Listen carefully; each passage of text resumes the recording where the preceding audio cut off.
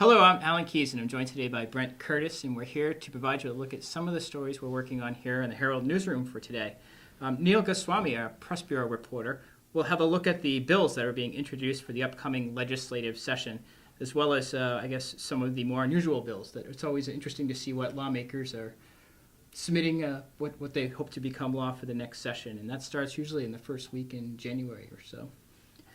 'Tis the season. Yes. Also in tomorrow's paper, we'll have a story about a fire that took place in Chittenden, actually twice. Last night around 6 o'clock on Sugar Hollow Road, there was a report of a fire at a building there. It was a house, I guess it was a rental property on the Newton area, Newton family owns. And also again this morning around 10:30, it rekindled, and fire departments from 3 towns were called back out there to put that out. As far as we know so far, there were no injuries reported. Darren Marcy, our reporter, is out at the scene now talking to folks about that. Also in tomorrow's paper, we'll have a story from Southern Vermont about the Manchester town budget, where it's up 1%, or half of 1%, and that will be going before the voters on town meeting day. And I know, Brent, you have a story out of a case we've been following for, it seems like years here.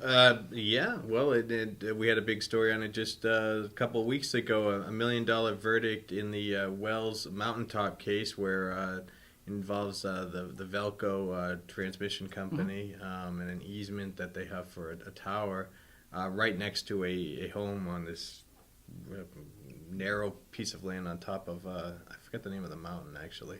Me too. But the jury verdict right here in Rutland awarded the family $1 million for what they said was the depreciation in value of that property after Velco put in their new tower.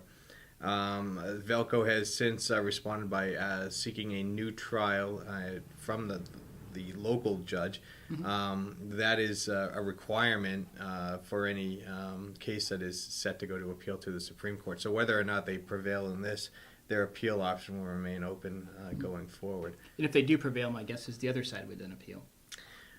That is, you can always lay bets on these kind of things. The case seems destined for the Supreme Court. Yeah, the lawyers always win. All right. And go ahead. I'm just also working on a story on the Vermont State Fair. The annual meeting for the fair board, the Rutland County Agricultural Society, which oversees the fair, took place earlier this month. And gate receipts anyway from that meeting look promising. Something in the ballpark of 68,000 people passed through the gates this year.